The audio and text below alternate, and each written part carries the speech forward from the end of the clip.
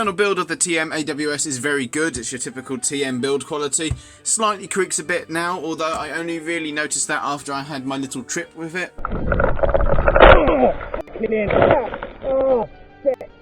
And surprisingly, after that impact, it held at 0. I was surprised that I was able to hit anything after that. And according to the scales, it is the best part of 4 kilograms, 3.9 kilograms to be precise, which in pounds is 8.6. Now compared to my Cyma M14, this seems to be a lot better when it comes to balance, so the weight isn't all at the front end with the M14, because the M14, it knackers you out holding that thing. It's huge, and it's so big, you have such a big moment of inertia when you're lifting it up. Whereas this, it seems a lot more balanced, and having the thumb hole stock style grip is a lot better than having a standard rifle grip. That can make your wrist hurt after a while. And according to the tape measure, this sniper rifle is roughly 102 centimeters long, which is round about 44 inches. And as mentioned before, you have the thumb hole stock, which is typical of the Arctic Warfare series, and I absolutely love Arctic Warfare rifles. The bolt handle is a nice big chunky L96 bolt handle, and they're deliberately very large because that way if you've got mittens on or heavy winter gloves, you can grab a hold of it nice and easily.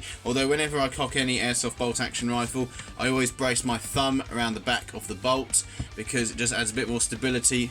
So when you cock it like that, it stops the bolt from twisting around as much. You also have a nice big trigger guard as well, which is typical of L96s and Arctic Warfares, because again, you might need to get big heavy mittens in there. I'm not going to be playing in -30 though, so that's not too much of a problem, but it adds to the look. The mag release on this is a ambidextrous paddle release, typical of AK and MP5 magazine releases.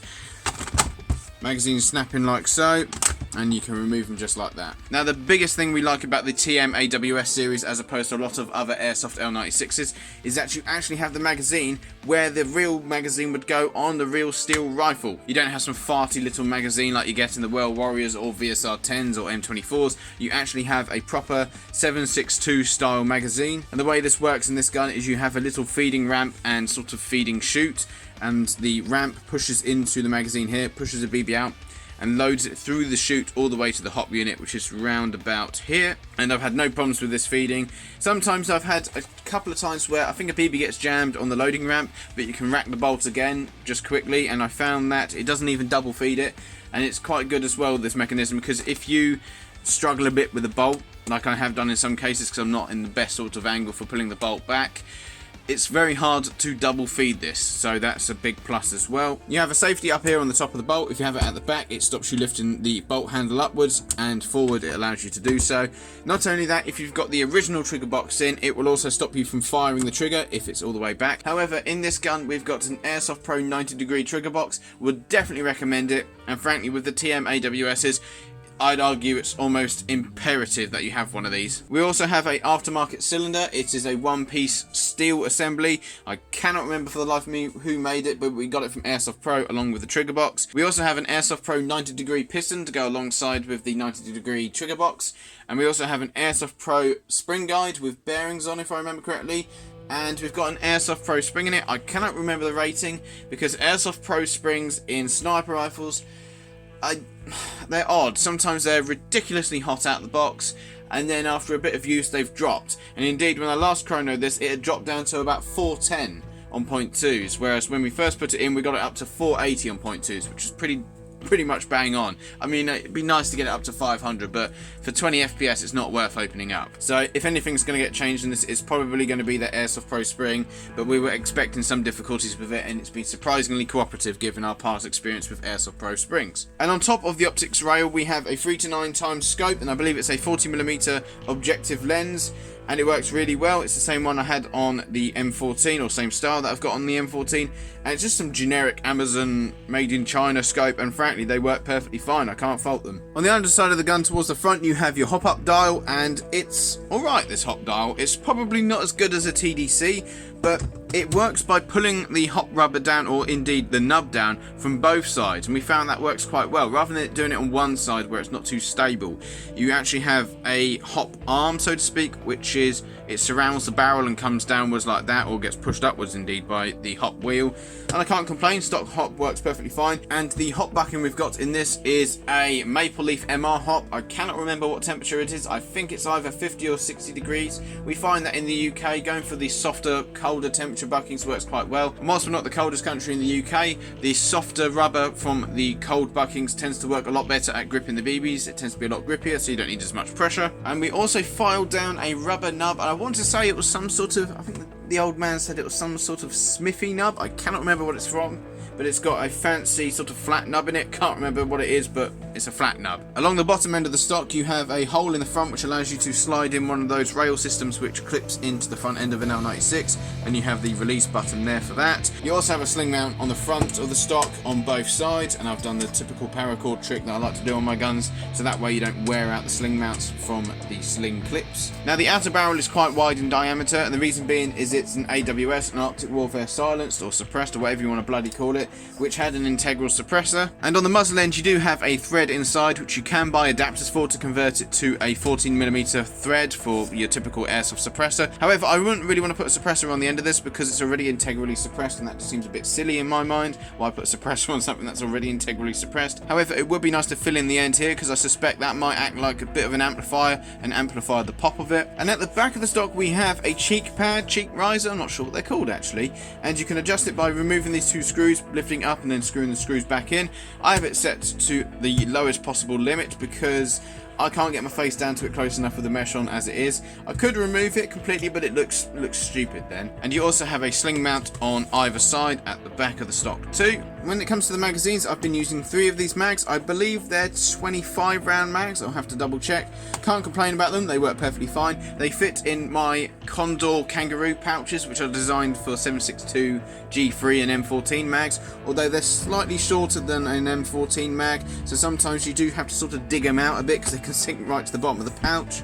But if I put something in the pouches, that will lift them up, and that should fix the problem. Now, when it comes to upgrades, as I mentioned before, we have the AirsoftPro 90° trigger and the AirsoftPro 90° piston to go along with it. A AirsoftPro spring guide and AirsoftPro spring. I suspect it was an M160 now I think about it, but AirsoftPro spring, the number doesn't really mean anything. It might say it's an M160, but it might do the best part of 600 FPS when you put it in. We also have the MR hop with the flat nub.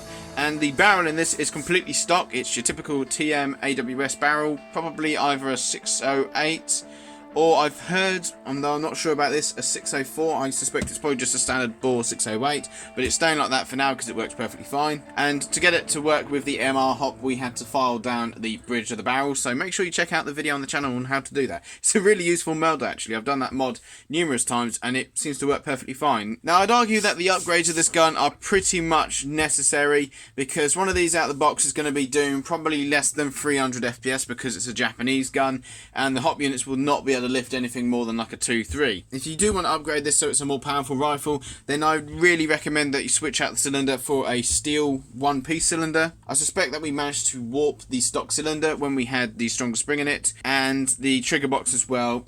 The sears in it and the trigger box itself not strong enough to handle the stronger spring. So, and if you do get yourself a 90° trigger box from AirsoftPro, it also comes with the 90° piston, a bearing spring guide which is also stainless steel, and a spring as well, and that will last a lot longer than the stock components. And then with the steel cylinder you should be absolutely fine. And when it comes to the hop unit, you're going to have to do something to help it lift the heavier rounds, so you don't necessarily have to TDC it. I haven't seen one of these TDC'd, but I don't see why you couldn't go in for the top there. The hop unit itself, the chamber, can be left alone. You just want to put a decent bucking in it and a decent nub, so that way you can apply more pressure. Even a bit of wire, we found, works in a pinch to get a bit more hop out of this thing. And if you haven't checked out the gameplay with this gun already, I really recommend you do, because this gun was absolutely incredible on the field. Now, the performance of this gun really impressed me. Of course, out of the box it's a bit naff, but as it is right now, with the, it's moderately upgraded. It's still got the stock barrel in. It's moderately upgraded, and it was still incredibly good fun to use. And whilst I don't think it will shoot as far as the M14 right now, because the M14's got a slightly longer inner barrel and also has the ridiculous hop bounce, which I need to get rid of,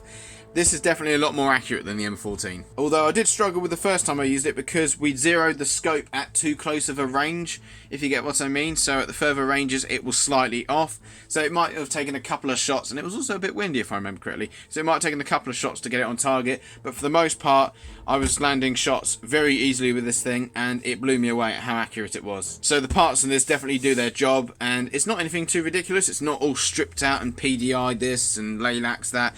AirsoftPro, MR hop, stainless steel cylinder, that's your lot.